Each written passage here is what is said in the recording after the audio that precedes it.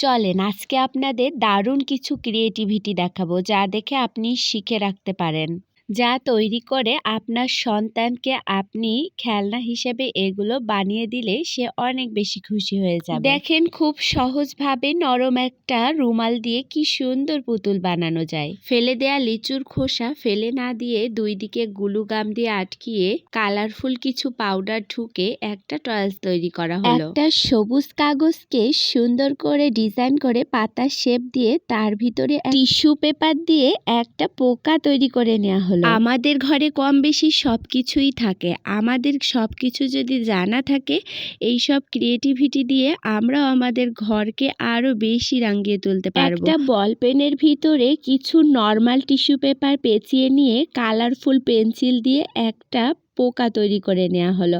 দেখেন কত সুন্দর পোকাটি, মনে হচ্ছে জীবন্ত আর লাফাচ্ছে। কিছু রঙিন পেপারে গ্লু গাম লাগিয়ে তার উপর আরো একটা রঙিন পেপারে গ্লু গাম বসিয়ে ফেলে দেয়া পানির বোতলের মধ্যে কালারফুল পেপারগুলো পেঁচিয়ে দেখেন কত সুন্দর একটা ফুলের শেপ তৈরি করা হলো।